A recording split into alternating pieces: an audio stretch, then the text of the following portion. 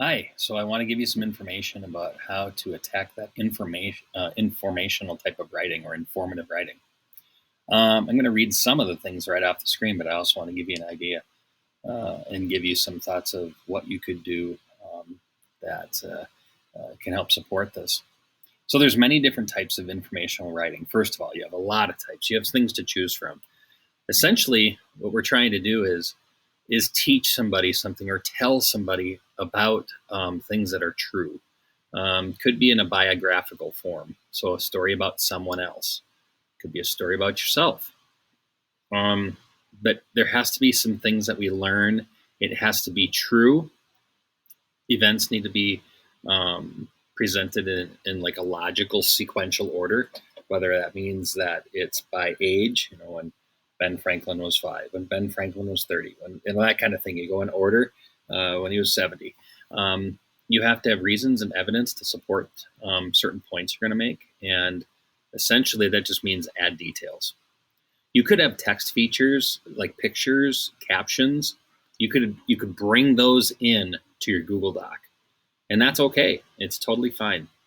It's used from information that you would find online. It could be, well, obviously you didn't know who Ben Franklin was, but so that you wouldn't have a primary source where you could talk to him, but you could find information about him. We've gone through different places to be able to find information about people before. And then you're going to want to talk about why this topic was important and give us details about that. So with that, you're going to be identifying key features, drafting your paper as kind of a rough draft. Then you have to go back and revise it. Check for spelling, check for punctuation. Read it out loud and see if it makes sense. If you're missing any words, 5 paragraphs, 5 paragraphs, you're fifth graders, so 5 paragraphs. And then maybe have someone else read it as well, because that always helps if you have someone else reading it and checking things out and looking it over. Okay. So as we take a peek at things that can help you out, we talked about, like um, having that spider web type of pre-writing where your main body of the spider is your topic. So again, I'll just say Ben Franklin. One of the legs could be his early life, inventions, how he helped America grow into the country it is, and then what happened to him towards the end of his life, that kind of thing. You could just, follow a flow, a timeline, a chronological order type of deal. Doesn't have to be Ben Franklin. It could be a story of something that happened to you, but something that, again, I want to be able to learn something not just about you, not just about you. A time you took a walk, you did some rock climbing. It was a birthday thing. You went rock climbing, and you're teaching me about how to find different spots in the rock to be able to climb, or what to do with your feet, things with your hands, and it just telling me the story of that. But again, it's not a narrative. A narrative and informative are different, but there are similarities, no question about it. That narrative piece, you'd be telling your emotions and your feelings and your fears and all that type of thing. But I don't, no offense, it's not that I don't care about that right now, but I want to learn. I want to take a different perspective of this. I want to be informed. I want to have reasons or details about maybe how to be a better rock climber, how different places you can go to challenge yourself, or if you're a beginner, what to do.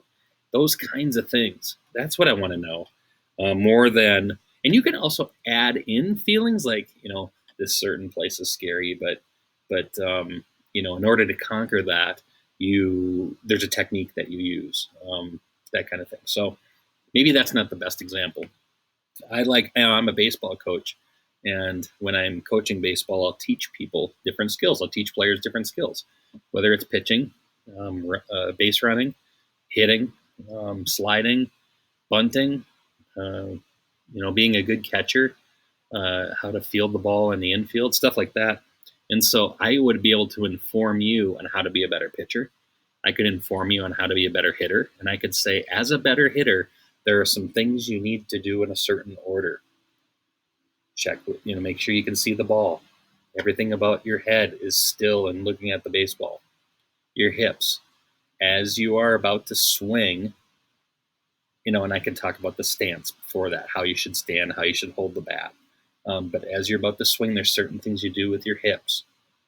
And then your hands have to come through at a certain angle called an attack angle. And I can teach you those things. I'm informing you. I might be boring you, but I'm informing you.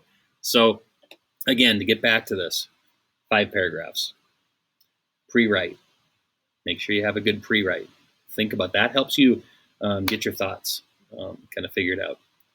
Once you're done with your pre-writing, then just start drafting. Just start writing. After that, have someone look at it. And since you're typing this, it's not that hard to have someone look at it and then say, I'm done, because that's kind of how this all goes. You're like, woohoo, I'm done. It's like having your hair done that day. It's like, all right, it's good. Way to go. I'm not changing my hair, so I just tweak this, tweak that, and I'm all good. So anywho, that's what is happening with the informative. You aren't telling me a story like a narrative, okay?